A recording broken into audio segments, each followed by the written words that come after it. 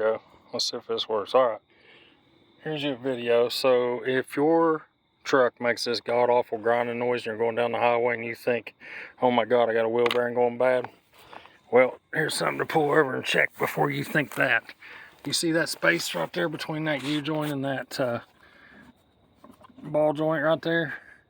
It should be a 1/2 inch to 3/4 inch. Should be no more than about like that right there is what it should be. See that there? That space?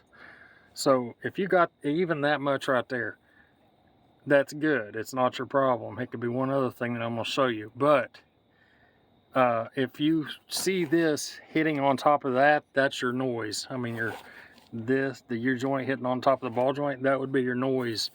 Most of the time, these trucks will do that once one of two things goes bad. Inside the wheel bearing is a, on the back side, a lot of people overlook it, but it has a little bitty needle bearing.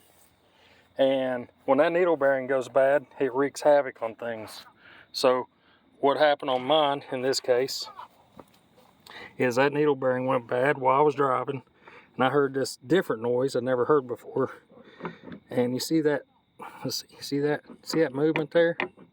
So that movement is because it's not sitting center. See all that play? That's that little needle bearing in the back of these damn wheel bearings. So the slightest bit of mud and water gets in there. I don't care what you do to protect it. I was in some water today, last week, and that's what's done that, mud and water. So it destroys that little needle bearing. And what happens is this axle goes up against the inside of your lockout.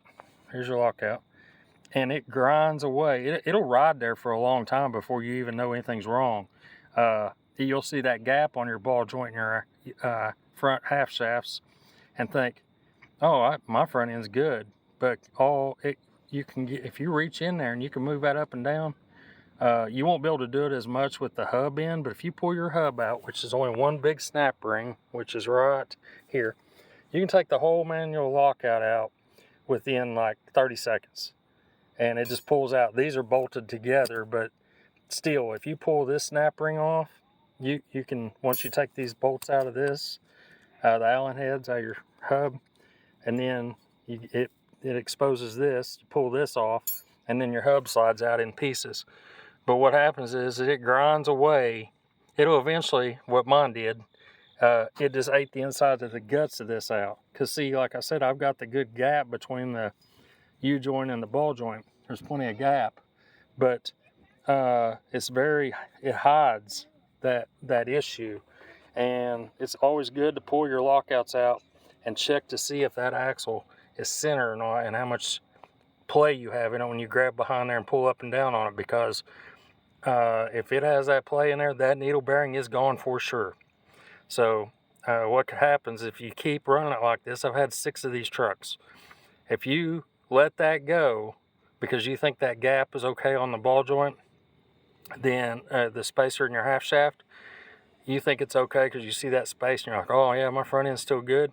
It's probably getting ready to destroy the front hubs, and then it sounds horrible on the highway because it makes this horrible roaring noise.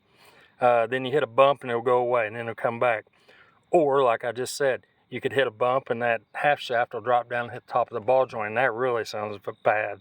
You know, it's hard on everything when it's catching on that ball joint. I've had it do that before, and it sounds like all hell's breaking loose.